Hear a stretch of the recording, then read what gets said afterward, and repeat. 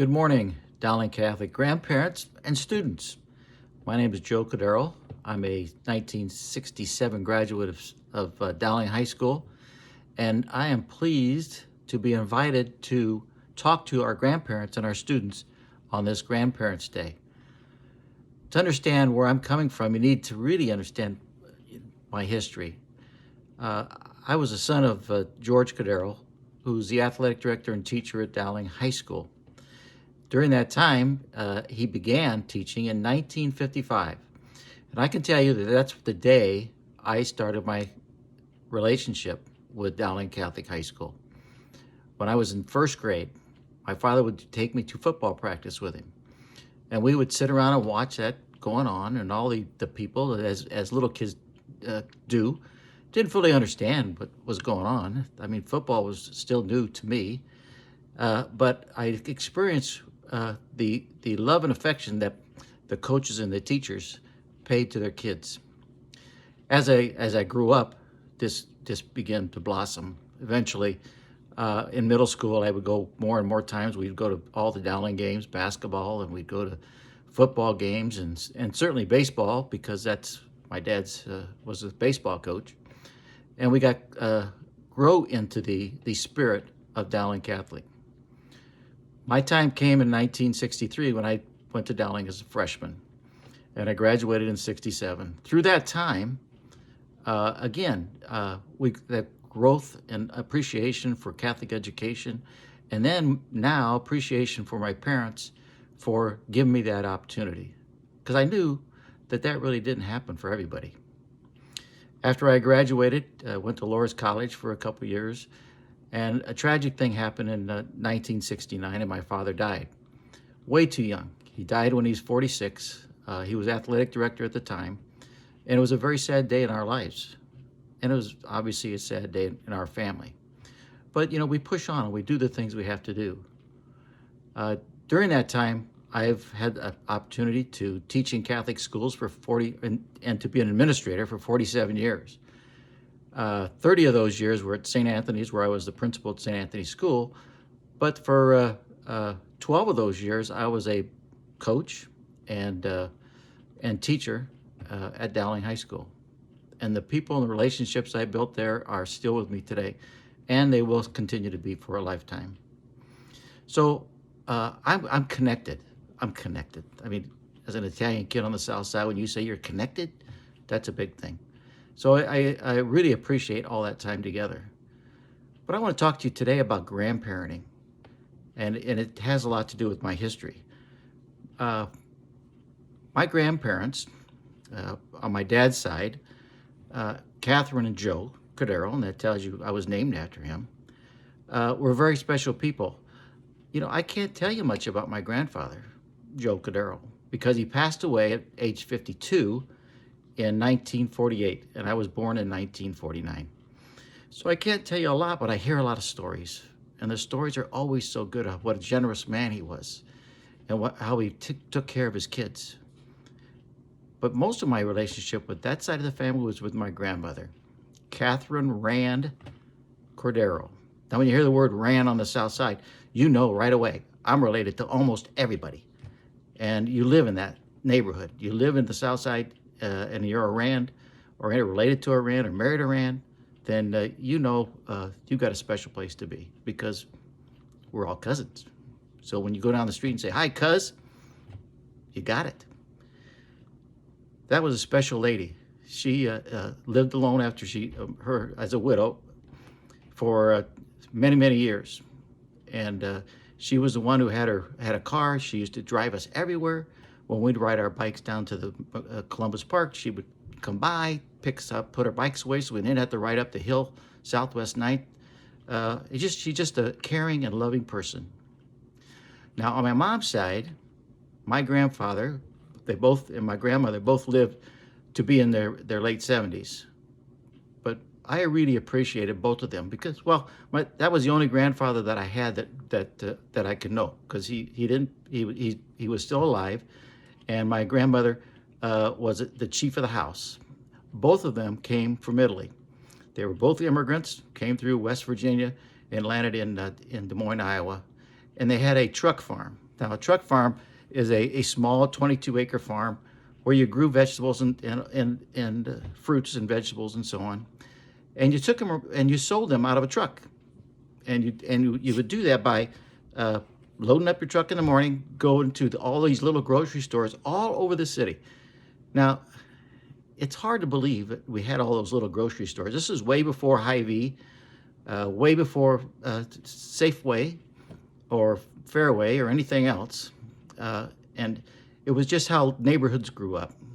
And I'm sure if you ask your grandparents, they'll recognize that. But I got to really know my grandfather Spazzetto. His name was Frank. Frank Spazzetto, and the custom in our family was you name your oldest son after your father's dad, and then you name your second son, if you get one, after your wife's dad. So it was Joe Cordaro and Frank Spazzetto. My brother Frank went to Dowling. Obviously, he was a football player. He was an all-state football player, and he's now into the Dowling Hall of Fame. We're very proud of that. But my grandfather, a special guy. Neither one of my grandparents could speak very good English.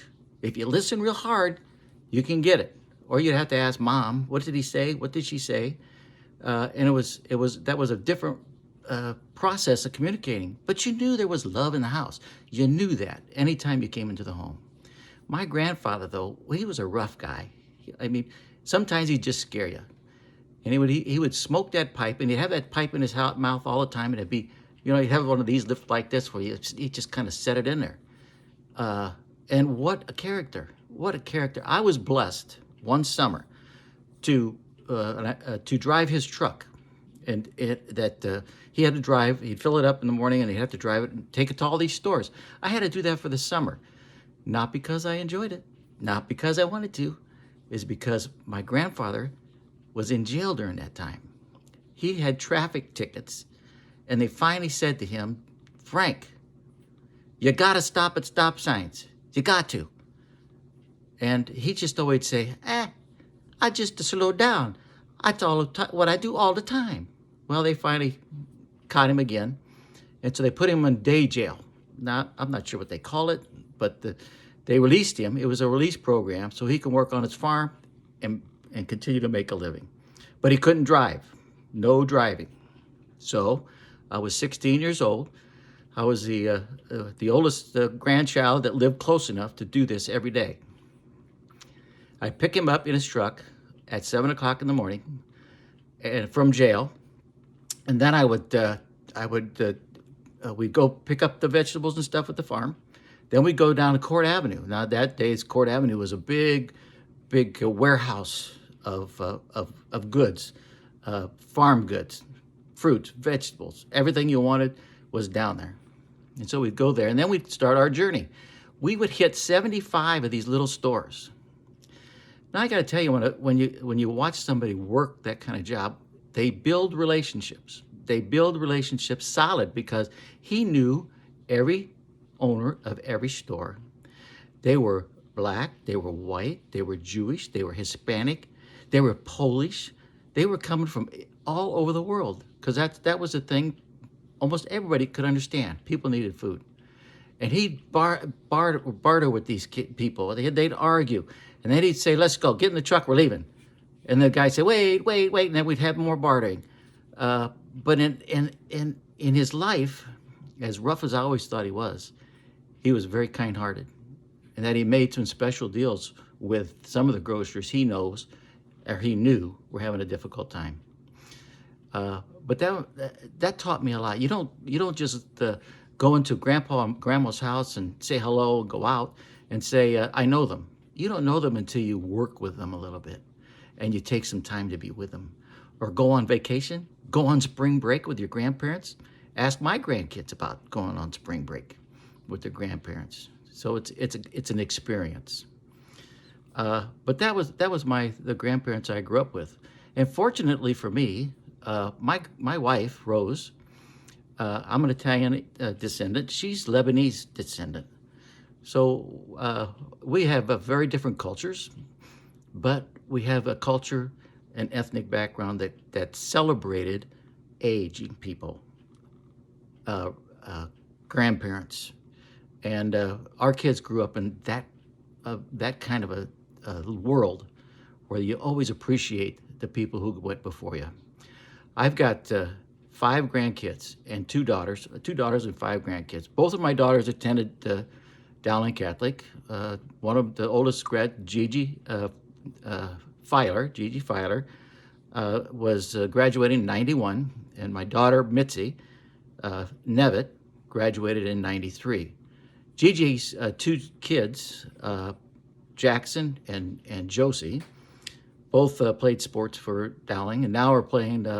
Josie's playing basketball for the University of Northern Iowa, or University of Nebraska in Omaha, and Jackson's playing football for Iowa Western Community College.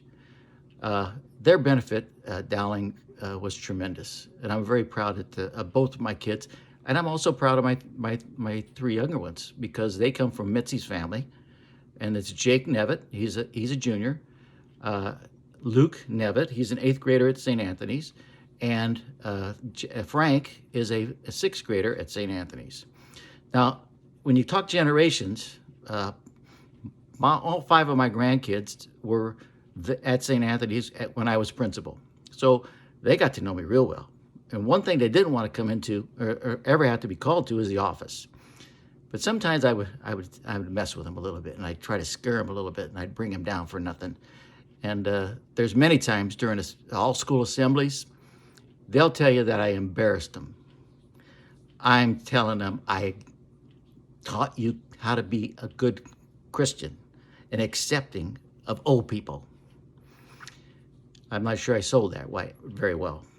But anyway, the five grandkids at St. Anthony's, they're a fifth generation. My grandmother, Catherine Rand, went to St. Anthony's, so they were fifth generation at St. Anthony's, now they're going to be fourth generation at Dowling, and they are. The last two will be going as well. So that's my family. That's my grandkids. And what I could say is, being a grandfather, and my wife will say the same thing, and being a grandmother, wow, I just didn't know how I got there. I mean, how do you go up and thinking you're going to have five grandkids, and here's what's going to happen to them, and here's where they're going? How does that happen? And that happens, and without things happening. I didn't learn to be a grandparent, because one, my grandfather, I mentioned to you, Joe, died before I was born. My father died very young. I was still in college. He's never met my wife or any of my grandkids, or my kids or my grandkids. He's never met me, so I didn't have that good model. But I had my wife's father, Mike Corey. What a gentle, loving person he is. And we didn't talk a lot, but he modeled to me what a grandfather should be, because he was a great grandfather for my two daughters. And so with models and people you might admire and like the way you could tell if they're good grandparents or parents by the way their kids act. In this day of world, with the crises going one after another, with the COVID going on, when kids can't go visit grandpa or grandma, or where they can't get out or go on a car ride with anybody, it's really pretty sad. It's very sad that we have to go through this, but they'll get strong. Whatever you just pray. We as grandparents, we're going to do all right, and I think our grandkids worry about us sometimes because all they hear on TV is that if your grandparents get this, you bring this home to you could be bringing this disease home to your grandparents, and they'll die. Well, goodness gracious, how does that make you feel as a kid who's might be just first, second grade, third grade? It's got to be hard on them. And they are concerned. Anyway, I've had a blessed life. I've had a blessing of kids and grandkids and son-in-laws. I have two of the greatest son-in-laws anybody could ever ask for. And right now I'm just happy as a lark. I'm retired, but I had a good life. I enjoy my kids very much. I hug them as much as I can, and they hug me, and they know that's important. It's important that we hug and make contact, and we always say goodbye. And most of all, we always say, I love you. I love you. Thank you for letting me share my time with you. Please take care of yourselves, stay well, uh, and give your kids, your grandkids, your kids, give them a hug and tell them you love them. That's the important thing. God bless you. And thanks again for inviting me to this Grandparents' Day. God bless.